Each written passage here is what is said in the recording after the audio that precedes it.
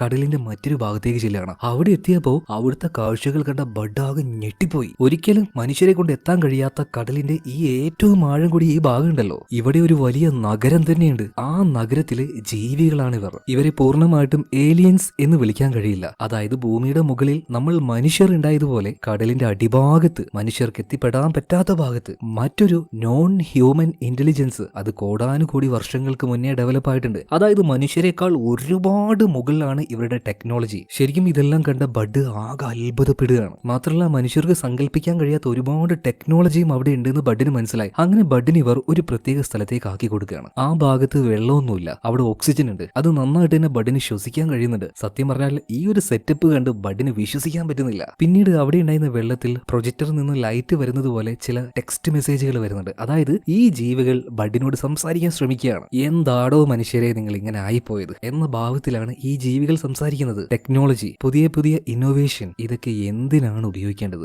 നിങ്ങളുടെ നന്മയ്ക്ക്, നിങ്ങളുടെ വളർച്ചയ്ക്ക്, അതിനു വേണ്ടിയല്ലേ ഉപയോഗിക്കേണ്ടത്? എന്നാൽ നിങ്ങൾ മനുഷ്യർ എന്താ ചെയ്യുന്നത്? നിങ്ങളുടെ ടെക്നോളജി അത് ഏറ്റവും മോശമായ രീതിയിൽ ഉപയോഗിക്കുന്നു. ന്യൂക്ലിയർ ബോംബുകൾ ഉണ്ടാക്കുന്നു. ഹിരോഷിമയിലും നാഗസാക്കിയിലും നിങ്ങൾ ഇട്ടുവെച്ച് പൊട്ടിച്ച ബോംബുകൾ അത് പ്രകൃതിക്ക് എത്രത്തോളം വലിയ ദോഷം ഉണ്ടാക്കിയെന്ന് നിങ്ങൾക്കറിയോ? നിങ്ങൾ വിചാരിച്ചോ ഇതൊന്നും ആരും ശ്രദ്ധിക്കുന്നില്ല എന്ന്? ഞങ്ങൾ ശ്രദ്ധിക്കുന്നുണ്ട്. കുറെ വർഷങ്ങളായിട്ട് നിങ്ങൾ മനുഷ്യരെ ഞങ്ങൾ ശ്രദ്ധിക്കുന്നുണ്ട്. എവിടെ വരെ നിങ്ങൾ പോകുമെന്ന് ഞങ്ങളൊന്ന് നിരീക്ഷിക്കുകയായിരുന്നു.